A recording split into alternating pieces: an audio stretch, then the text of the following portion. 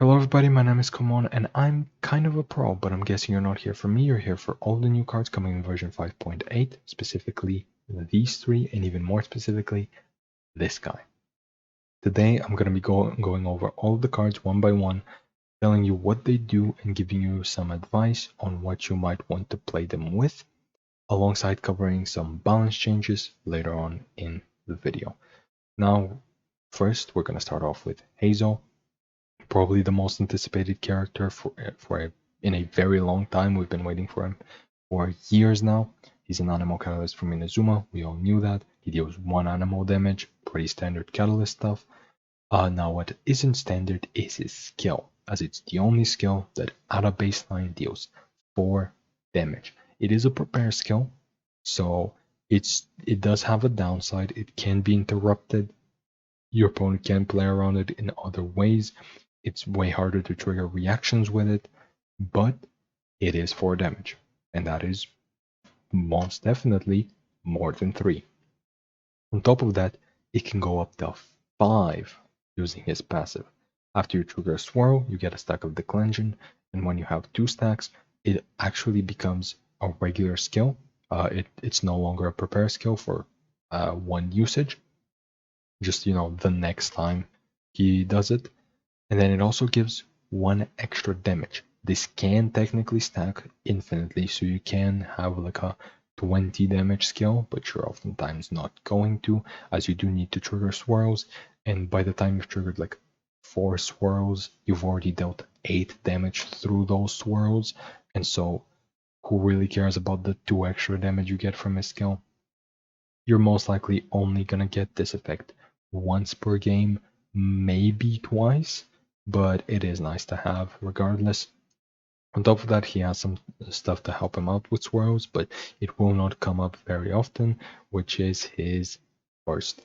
His burst makes it so that you deal 4 animal damage, and then if you trigger swirl, it's gonna deal 1 damage of that swirl type to the current active character. That's it. It just makes sure all enemies have an element applied to them. It deals 5 damage. That's it. That's all there really is to it. This is never going to come up basically because you already need to have done your skills twice, and your opponent is gonna be avoiding giving you swirls as much as possible because they don't want you to build up those stacks, and they can easily avoid that because you have a prepare skill. So you're oftentimes not going to be playing around swirls for Hazel specifically, which makes his talent far worse. What his talent does is it gives you extra 1 damage per 2 stacks of Declension, which is just, as I said, not very good because you're oftentimes going to be swirling like 4 times per game maximum probably, and that's going to be just 2 extra damage. Are you really running the talents to get 2 extra damage throughout a game? I probably not, because it's conditional on top of everything. Like you can already get 2 extra damage for just 1 dice relatively unconditionally. There's multiple ways in this game to get extra damage for cheap, and those are seeing very little play, so I don't see why this would see any play. For most of the game, it's just going to be a brick in your hand, and for when it does come up, it's only going to be 1 or 2 extra damage, which just is not worth it. It's just not worth a talent slot. There's far better talents that don't see any play, so I don't see why this one would. Now, after some notable synergies, I did mention that you're oftentimes not going to be playing him for swirling, but what are you going to be playing him for, you might ask? Prepare skills. You're going to be playing him because of his prepare skill. Just having a 4 damage prepare skill is just good at a baseline, and if you have more synergy alongside it to heal you up or to give you extra damage or to give you discounts, it's just far better than what a lot of other characters can do. It's gonna be stuck to 4 damage for most of the game, but just spamming 4 or with Collective of Plenty 5 damage skills over and over and over again is just pretty good value. You don't really care if he gets taken down, as he's kind of just done his job, just done a bunch of damage. You can go to another prepare skill character like Herald if you want. You can alternate between them. Just, maybe you're going to trigger some swirls that way because Herald is going to be applying Hydro to multiple enemies potentially. And if your opponent doesn't swap around a bunch, since you're doing prepare skills, eventually they're going to end the round and they might give you an opportunity to swirl with Hazel. There is definitely something there, but I fear he might have one problem, which we will talk about as we get into my final rating on him. His biggest pro is obviously the 4 damage skill. It is great, don't get me wrong, he is a very good character, and you can most definitely find a way to play him because of that 4 damage skill, but his biggest con is that Sayu exists. Obviously, getting to utilize prepare skill synergy is fantastic, and that we've already been able to do that with Sayu. She's already an animal character that wants to do prepare skills. The Valen as well, but the Valen's costs 5, so that's not really a fair comparison. His damage is higher than Sayu's at a baseline, yes, but if you're diving this deep into prepare skill synergies, you're probably gonna rather use Sayu as she takes advantage of Collective of Plenty's damage buff way better, and she swirls much easier. You could run both of them at the same time. I do think that will probably be the best way to play them. He's probably gonna be just kind of a backup to Sayu, and a lot of the time he's just gonna be like outright worse Sayu if you want to play him that way, but like he's not that far behind. It's still like a 4 damage skill, potentially even 5 damage skill, so you're not gonna feel bad about using it, but you definitely could be doing better. So that's why my final rating on him is just Sayu exists out of 10, unfortunately. Now, one character that is nowhere near as easily replaceable, and in fact, I think will be replacing a different character, is Lanyan. She is also an animal catalyst, this time from Liyue. She has the same normal attack. Once again, not very special, but what is special is, once again, the skill, which gives you 2 shields, deals 1 animal, which might not seem that incredible. Noelle already does that, but then also this one, if you trigger a swirl, gives you another shield. So it's just, once again, a 4 value skill. Hazel has an unconditional one, yes, but she has one that can't be interrupted by overload, Hazel's skill is 4 damage, that's 4 value. Hers is 3 shields plus 1 damage, that's also 4 value, but hers can also give you a discount the next time you swap. Now, obviously, you do need to swirl to get that 1 extra shield, and you do need to swap around to get the value out of that discount, but realistically, you want to be doing that already, because a lot of the decks that would want a defensive animal character already want to use them to swirl. They mostly get their damage from reactions rather than actual like character damage, and they do want to swap around a lot. So I think she's basically gonna perfectly fit into any decks that wanted defensive animal options, which we will get to an example of that pretty soon. First, I'm gonna cover her burst, which is just okay. It's not the worst thing ever.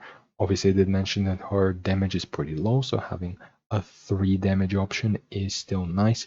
It's not better than all the skills out there, obviously, because they deal 3 damage, but it does give you 2 shields, and this is a character who's not really meant to be doing a lot of damage, so still having a relatively damaging option is nice. It's like if Barbara's burst dealt a bunch of damage on top of all that healing for some reason. It's like she really doesn't need it, but it would be nice to have. And this obviously only costs like 2 energy, so you are going to get to it pretty often, pretty reliably, as you do want to use your skill a bunch. And unlike Hazel, you don't really have to swirl with this one, you have to swirl with the skills. So this is just kind of something that you can just throw out whenever, basically as soon as you get it. It's not the greatest thing ever, you're not going to be playing her for this, but it is nice to have. On top of that, we have a talent that is also nice to have in some decks, again, that we will get to in a second when I talk about the synergies, but is not really all that useful in most of her decks. What this does is it makes it so that whenever you normal attack while she has the talent, which needs to be used alongside her skill, while you use a normal attack on any character, she gives one shield once per round, which is incredibly underwhelming. A lot of her current decks, or a lot of the decks you would currently slot her into, don't use normal attacks, so getting one extra shield is not really gonna make them use normal attacks, so I don't see this seeing much play in those decks, but there is one specific deck where it might just see play. Her notable synergies are obviously double animal, since she wants to swirl and swap around a lot. This is just a no-brainer. If you have any deck where you have a second animal character that might want you to protect them in some way through shields or to swirl a bunch, someone like, I don't know, Hazel, you might want to play her in that deck. On top of that, we have Cookie. That is the first deck I mentioned. The defensive option that she's replacing is Jianyun. I know Jianyun's not too defensive. She was mostly there for swirls, but you still get one swirl, and instead of getting a second one, you get 3 shields in this case, which is a trade I think is worth making, and I do think their bursts are about similar value. It's mostly just about comparing the skills, and I do think 3 shields is something the Cookie decks would really appreciate. Currently, all they really have is healing. I guess with Citlali, they could have a little bit of shields, but imagine something like Cookie, Citlali, and Lanyan all together. That's so much shielding from Lanyan and Citlali, and then so much reactions from, Citlali plus all the swirls.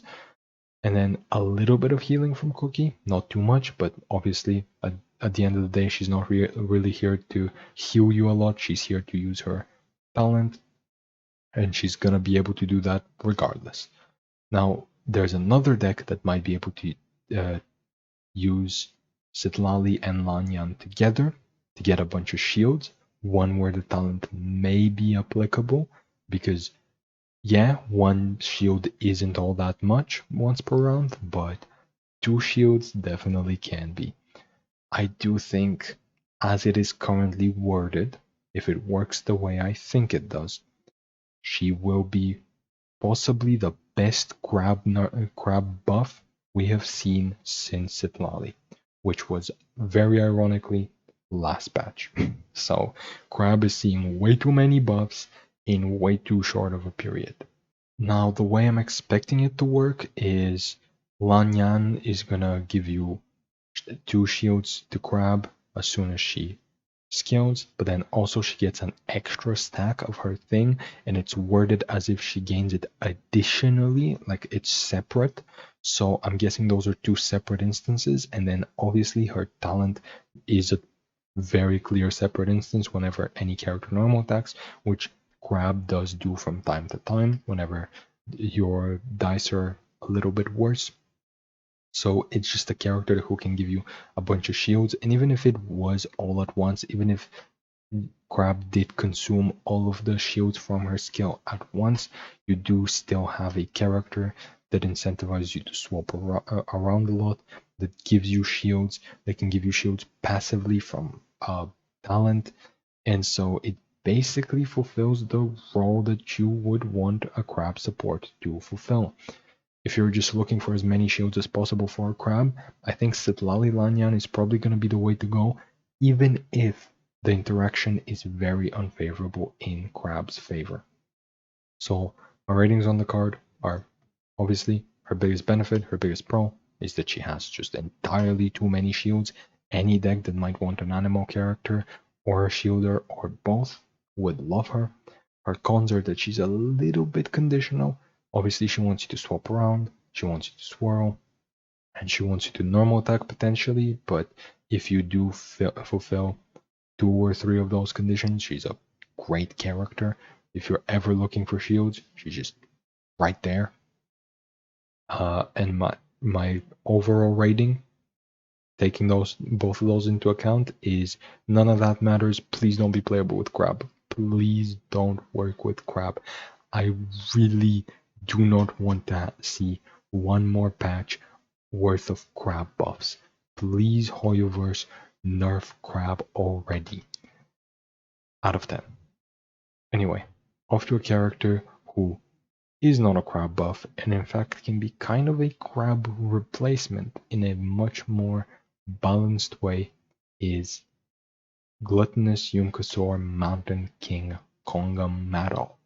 One thing you might be noticing is it has lower health, and that is a tradition that it follows after Crab and Whale, who also have lower health, because as you might guess, it's gonna have stacking health and damage reduction to protect itself.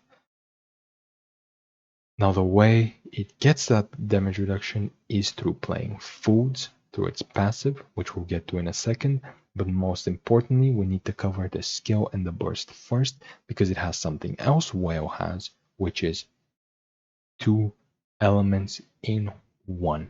However, unlike Whale, it doesn't need to do it on a summon. It doesn't need to do it on the end of the round, and it doesn't need to fulfill a condition, that being discarding, in order to do it. It just gets 5 pyro damage, just out of nowhere.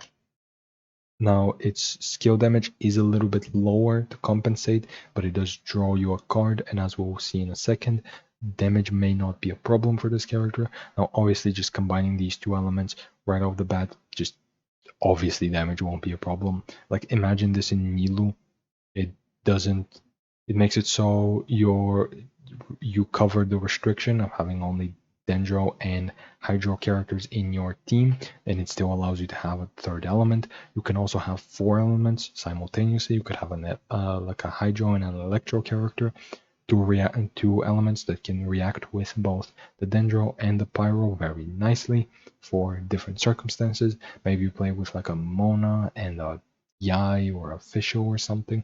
I'm not entirely sure what the end team will look like, but I do have like kind of an idea of how you might want to play him.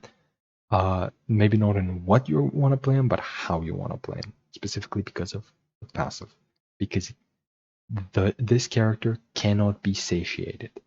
This doesn't mean that you can't play foods on it. This means that you can play an infinite amount of foods per round, which means that you can trigger this passive twice per round. Now, as I mentioned, you can get extra damage, damage reduction, or health every time you play a food. It is only twice per round, but what this means most importantly is that on top of the 1 food you're most likely going to play already with like your Chef Mao, that being like, let's say, Sing Your Heart Out, you can still play an extra food on the Mountain King, because since it cannot be satiated, team-wide buffs like Buttercrab or like Sing Your Heart Out will just satiate your other 2 characters and still give you the buff, while still letting you play extra foods on the Mountain King himself.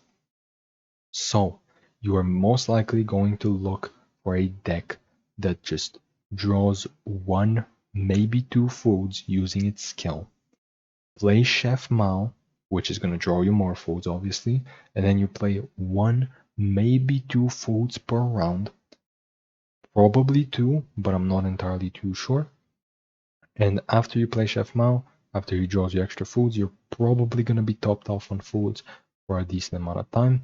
You've applied some Dendro, you can possibly bloom that with some Hydro, then that Hydro can react with the Pyro for like a big burst of damage, or you can set up something with Electro where like the Hydro reacts with the Electro, but then you apply some extra Electro, that you're going to react with that with the Pyro. The possibilities are basically endless, having 2 elements readily available alongside a damage buff, alongside protection. This character just does way too much, including stealing cards apparently, because its talent lets you steal a card from the opponent's hand and lets them draw 1 extra card afterwards, like every other card stealing effect in the game. Then also on top of that, it lets you trigger the effect of its passive 1 more time, as long as you play cards that didn't start in your deck or whose names weren't in your deck at the start of the game. I'm assuming this works as an extra trigger on top of the passive. The passive is twice per round whenever you play foods, and this is once per round whenever you play this. It does say trigger Gluttonous Rex once per round, so I'm not sure if that fits under the one of two, if this is one of two triggers or if this is like an extra trigger on top of it. I'm hoping it's an extra trigger because there is a card that we will get to soon that would really benefit from this being an extra trigger. But if it's not, it's still like okay. I'm really hoping we can get to a thrice per round kind of thing. But anyway, now we're off to some notable synergies, which are the first one, the most obvious one, is Sing Your Heart Out. I believe I mentioned it once or twice already. It lets you draw 3 cards, reduce the cost of your swaps. Great effect. We all know it at this point. But it's a team-wide satiation, which means you can't be playing any more foods after it. But with Kongamaro, you can play as many foods as you want. You're already encouraged to play foods. Why not play something like this? He can draw you this specifically with his skill. Let's say on round 1, you use Kongamaro's skill, you draw this, you play it out, you get like a damage buff on him for later, you get to swap for free to another character, you've drawn a bunch of cards, you can set up for round 2, start setting up your reactions, go back to Kongamaro later, draw some extra cards, and then burst for a bunch of pyro damage. This just fits perfectly into basically any Kongamaro deck most likely, and unless you're looking for like a one very specific food and you don't want to have too many foods in your deck to clutter the pool. But I don't think that's currently going to happen. I do think eventually we might find like a food that we are really desperate to find, like maybe like something like minty meat rolls or something like Sing Your Heart Out that just gives you a lot of value, but currently we don't have something that you might want to target that specifically. On top of that, we have a card that's a little bit more generic that we haven't been able to really access up until this point, and that is Silver and Maloose. So Silver and Maloose is a card that can draw you a card for each element you've dealt this game. And obviously, the Mountain King can let you deal 4 different elements. It is capped at 4, so you can't do like Whale as well to get like 5 total elements. It is just capped at 4, but like you are going to be reaching that 4 a lot of the time. Or it can also help you reach that 3 quicker, which a lot of decks could already reach 3 quickly, but later on into the game, when you draw your second copy of Silver and Maloose, it is nice to get to those 4 stacks. I don't think it's going to see play in Mountain King decks, as you already have way too much draw. You have draw on his skill, and you have draw on Sing Your Heart Out, which you will most definitely be playing 2 copies in every single Mountain King deck, so I don't really see a reason to play them with the Mountain King right now. But if there is a deck that people discover that utilizes the Mountain King primarily for its elements and not its food synergy, then Silver and Maloose are probably going to be an obvious inclusion in it. Now we also have a card that we will get to later. I will explain what it does, but just know that this is probably the one card that will be in every single Mountain King deck. You could kind of make an argument for Sing Your Heart Out being a little too expensive, but this card will be, I feel like, at least as a one-off, in every single Kongamaro deck. Now, as for my ratings, its pros, obviously, it does like everything. It draws you cards, it has 2 different elements, it has infinite stacking, it just does everything. As for its cons, it has low base numbers, it has low health, it has no damage on its skill, so you are gonna need to like work for a pretty like vanilla kit, right? Like you're gonna have to work for that 3 damage, work for that 10 health. But once you do get to that point, you are pretty much gonna be stronger than most characters are at a base. So my final rating in totality is he's just the biggest chungus out of 10. He's just gonna be so massive. I can't wait to make like 20 HP Kongamaros, because remember, Since he can't be satiated, you can spam as many max HP foods on him as possible. So 20 HP, I almost called him Big Chungus again. 20 HP Kongamaro might just be real. Anyway, enough about the characters. If you want to see me test them, if you want to see me reach that 20 HP goal, you might want to check me out live, either on YouTube or on Twitch. It's going to be up about like I'm going to be live about like 9 hours after this video's upload, I believe. Just like every other patch, I'm going to be testing all of the new cards, seeing how well they play out, seeing if I was completely wrong about my predictions, as this video will go up as the patch is going live. But anyway, you can follow these links, join me on live on Twitch or YouTube. But enough about that. Let's get into the action cards. Starting with probably the most obvious one. It's a 0-cost artifact. It gives you 1 extra damage when you do burning. I don't think I need to explain this one too much. You're gonna want to play it in burning decks. That's it. If you want extra damage in burning decks, here's your extra damage in burning decks. There's not really much else to it. Now, off to some more interesting cards, we have the Simulanka summon cards. These cards specifically create one of the Simulanka summons, which I will show you what they are in a bit. And then this one specifically makes it so your Simulanka summons end of round effects trigger twice, or at least one of them triggers twice. So they are going to be summons, as dictated by the name. They are Simulanka summons, and this is just going to help you get through them faster. As you might notice in a little bit, you will get a few too many in your hand, and you might have trouble keeping up with them. Now, what they actually do is we have one that gives you discounts on swaps, the same discount that we saw on Lanyan earlier. We have one that draws you cards, which is probably by far the best one. Then we have healing. This one only has a single usage, so it's probably not going to be proccing twice, but 2 health is still nice.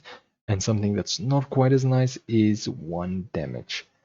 This is probably by far the worst one. Now, damage might seem crazy. It might seem crazy to have, like a bunch of damaging summons in decks where they usually wouldn't have summons, but you are going to have to pay a pretty hefty price, as the card I showed you just before this does not generate toy guards. It generates all the rest of them. Now, regardless of how good any single one of them may be, there is synergy for all of them, which is that now decks that would previously want to access this card now can. For those of you who don't know what this card does, after 3 summons disappear, this card is gonna discard itself and discount your next artifact or weapon by 2 dice. A lot of decks that previously had a bunch of summons didn't really want a bunch of like weapons or artifacts, and a lot of weapon and artifact that decks didn't really have summons. But now we have a reason to play summons in decks that would typically run cards like these. Just good stuff mid-range piles or like stall decks might have an incentive to do a bunch of summons that give you a slow incremental value and discount their artifacts like Tenacity of the Millelith. Now, do I think we have like a perfect home for it right now? No, I can't really think of any deck that will take advantage of this immediately, but somebody's probably going to find a way to break this at some point. Now back to the way you actually get these cards. We have probably the best way to get any cards, and that is infinitely. This card, when it's played, gives you one of the first 3, the draw, the discount, or the healing, and then every single time you do an elemental reaction, it gives you another one.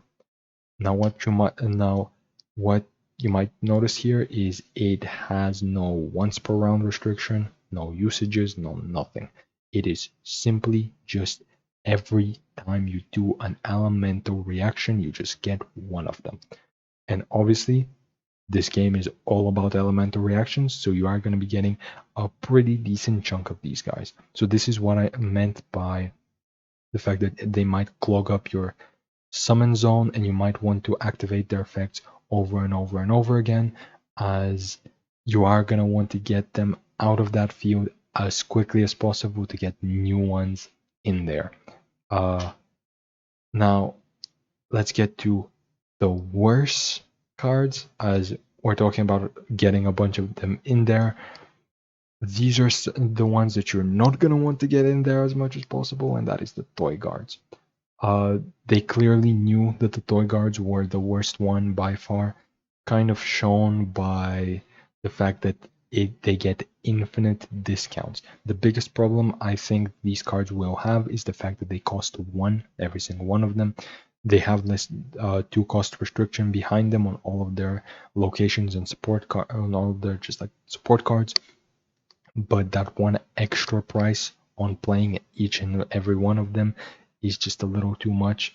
Like, yes, theoretically it can be infinite amounts of draw and healing and cost reduction, but it does cost you dice, which is a very real cost. But the toy guards, every time you use a skill, you can play one out for free. So they clearly knew that the toy guards needed as much help as possible, and they gave us the ability to make them free. Now, unfortunately, this still isn't good enough because the other toy guard support card for some reason sucks. I am convinced whoever is designing all of these just hates the toy guards specifically. Because what this card does is it creates 2 in your hand and 2 in your deck, and then after you play any Simulanka summon, you add 1 to its number of effects, so 1 to its usage. Which realistically is probably just gonna mean you're gonna give this to the draw one or the heal one. You're not gonna be giving it to the toy guards. And then on top of that, even if you are going all in on Simulanka summons, why would you want 2 of them in your deck? I would rather just get like 2 in my hand immediately, please and thank you. We already have like an infinite way to generate Simulanka summons directly into the hand. I don't need 2 in my deck breaking my draws. Thank you very much. I am fully convinced they just do not want the toy guards to be good, which is kind of fair. Where you probably don't want like a generic way to deal damage in every single deck, but I don't know. I don't think they're gonna be seeing any play at this rate. No, they're not even gonna be like even okay, I don't think. However, one synergy, if you do want to play all of them together, which I am looking forward to trying all of them out together, is Dunyarzad. As one thing you might notice is that both the regular Simulanka summons and the toy guards have a companion card. And then on top of that, they both have location cards. So one synergy that we previously didn't have access to that we now do is Dunyarzad and Tubby. Previously in Tubby decks, you were running like almost exclusively locations, so you didn't really want to run Dunyarzad just to like get another Dunyarzad and then a Tubby. Like, are you really digging that? Are you really playing a bunch of like companion support for a bunch of locations? I don't think so. But now you both can utilize the companion support and the location support together and separately and everything. And then also what you might notice is that Tubby costs 2, the companion cards cost 2, the support card and the location cards cost 2, so you can very easily run Seed Box.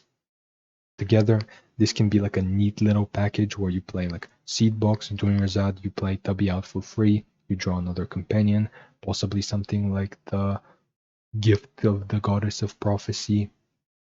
You know, get 2 toy guards into your deck. You possibly have like a location already in your hand.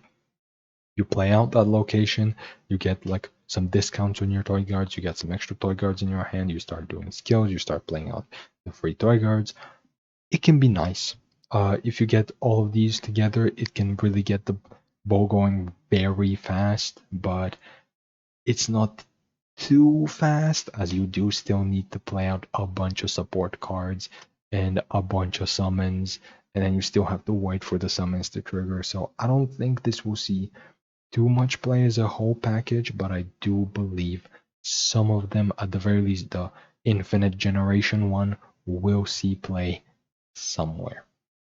Now, of two cards that aren't nearly as impressive, but will see play anyway, we have probably the worst card you are going to want to put into your deck, but you are definitely going to want to put into your deck.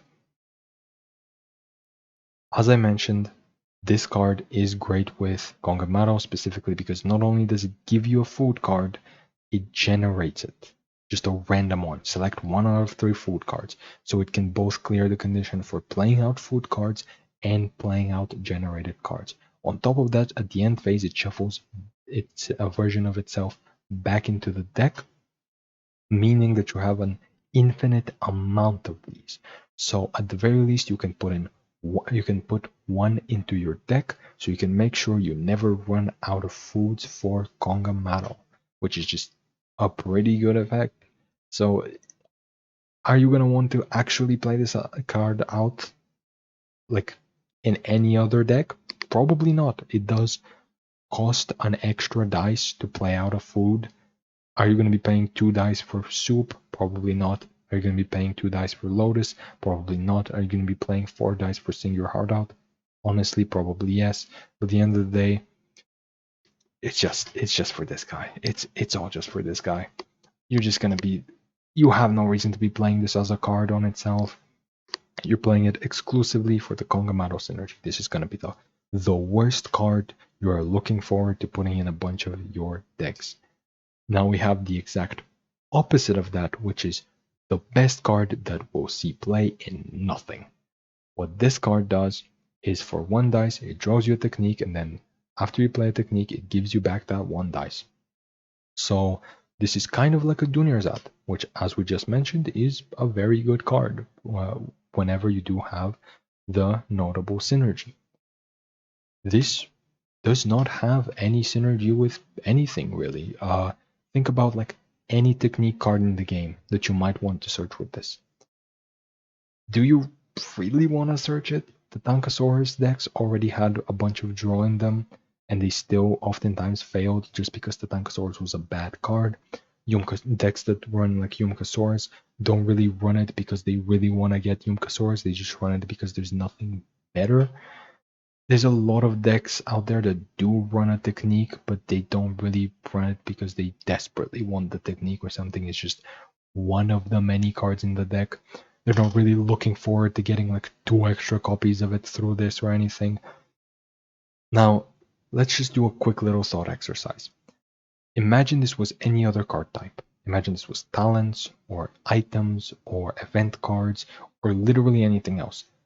Would this not be ridiculously good? Does it not seem far, far better than it currently is with techniques? Now, to be fair, that is the reason why they printed it. It's because it is balanced by the fact that techniques are so bad. But unfortunately, it is just like, it's just a Dunyarzad for the worst card type. Why did we need a Dunyarzad for the worst card type? This is like the greatest card that will see basically no play in anything. It's so sad because like this can enable a bunch of cool stuff, but unfortunately they're just allergic to giving us good techniques. Now, we have another card that is not quite as notable, but unfortunately will see a little bit of play, which is the artifact for Bond of Life. After you use a skill, you get a Bond of Life attached to you and your opponent. So notably, you could run it with Arlecchino or any other Bond of Life character, but notably her. Because she wants Bond of Life on herself and the opponent. Some people are probably going to run it. It is probably going to fit into her decks, but I don't think it's too good because it's just 1 Bond of Life per round. You already were probably wanting to equip better artifacts like Tenacity of the Millilith on her, and just like that, you are also preferring to equip Tenacity of the Millilith on Clorend, who also would love Bond of Life, but just not once per round. You could also do something with it on Sijuan, who once again loves Bond of Life, just, not once per round. I mean, she can kind of utilize the once per round the best, as she really only wants to use it 3 times, and it's mostly just to like trigger Marsh or Say Hunter and stuff a bit easier, but like again, it's to trigger Marsh or Say Hunter, which is an artifact. Will this card see some play? Maybe. I don't doubt that people who are playing Bond of Life decks like Arlecchino would play this card in them, and it might help them out a little bit, but honestly, I highly doubt it. It is just like one Bond of Life. Is that really doing anything? I'm not too sure about that. But anyway, let's move on to something that will matter a lot, which is the balance changes. Mavuika's skill specifically got nerfed to 3 cost, which kills all of her non-meta decks. Well, they already weren't meta, but it's like all of her like weaker decks are basically dead. Because like imagine paying like what is it, 6 dice to ramp on round 1 just to transfer over 2 dice to round 2 and draw 4 cards. I don't think that's too good. Or like imagine paying 8 dice for a total of 8 damage. Again, not that good. What will still be good is the reason they are nerfing her, which is using her as a passive. You're just gonna get the discard bike, you're just gonna find a way to discard it, and you're gonna get 3 pyro application. Just a lot quicker. 3 pyro application has been a powerful effect in the past through like Dea. It's just that the Dea's biggest weakness is that she takes way too long. It's a summon, obviously. Mavuika can immediately make use of that. Is this a big hit to her decks? Obviously, yes, but I don't think they're going to be quite unplayable or anything. Now, one thing you might have noticed is that I didn't mention Citlali's nerf at all, and that's because it doesn't matter. Any deck that didn't run her talent is not going to care, and any deck that did run her talent is also not going to care because they would have already been paying 2 for it anyway. Like, even if it did currently cost 2, they would have been very happy to pay that 2 anyway. So it is technically a nerf and it is going to matter, but is it really? I'm not so sure. Now, you might not be noticing these are 2 Natlan menaces, and there's a lot of other Natlan characters that were very scary throughout this patch. So you might think they would have nerfed Kachina, right? Yeah, about that. They did technically nerf her, but unfortunately it's not a real nerf. She is still just as good in her best deck, which is Traffic Light, and she is a little bit worse in Kachinavia. You're just gonna replace her talent with a better draw card. That's it. So as much as I wanted her nerf, I think we're gonna be seeing a lot more of her still. Even with the Moika nerfs, even with her nerfs. It's just she's everywhere, dude. She's everywhere. I hate this. I hate this.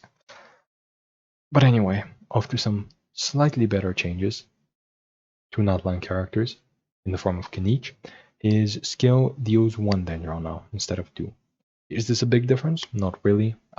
It just kind of like makes it so that some round 1 like FTK lines are a bit more difficult, but realistically, your damage output throughout the course of the game will not be affected much, as most of his damage came through the grapple, and the character who you were skilling the most on in his decks is Kachina.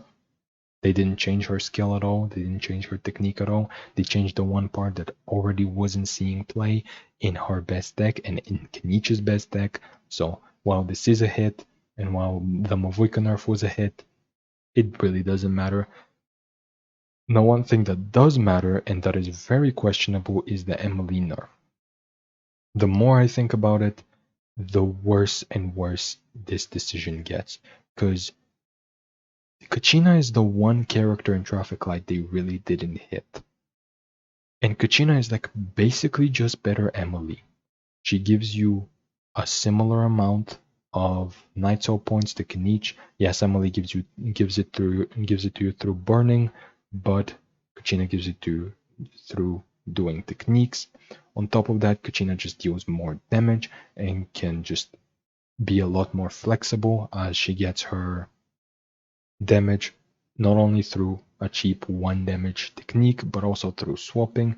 And it's just like, she is just kind of better.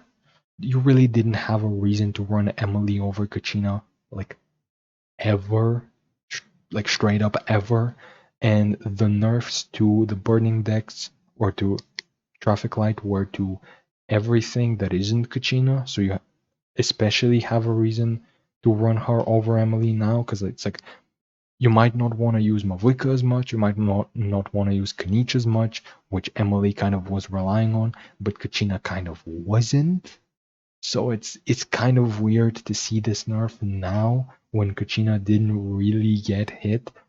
If they did hit Kachina really hard and they did somewhat hit Kanich and Mavuika, I would understand. Maybe they're scared of burning, kind of taking over the meta in place of traffic light.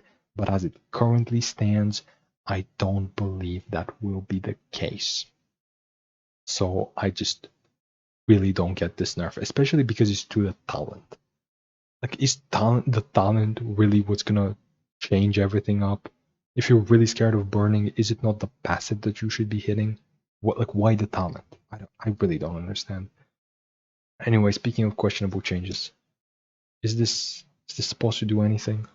I get that they're bringing in like a Bond of Life artifact, and Arlecchino's talent going from 2 to 1 means that you can splash it into Arlecchino decks that previously didn't run it, I guess. You are going to be paying like less dice to die anyway now. You are going to be paying less dice for the most conditional damage reduction in the whole game. Because remember, it reduces 1 damage at a time, and it still requires you to stack up a bunch of Bond of Life that you would have used to heal yourself up anyway. So it's like you already kind of have that 1 health built into your burst. It's just that you're kind of delaying the inevitable up until you get to that burst, but you're never really gonna get there because you're just gonna die beforehand. Our talent really was never all that great. Changing it to 1 dice is okay, but it doesn't really change basically any of the situations where she lost before, and the situations where she won, it really wasn't because of the talent a lot of the time. It was because things were just lining up perfectly. I don't get why talent was the change they made. They could have easily made her skill 3 damage and nobody would have batted an eye.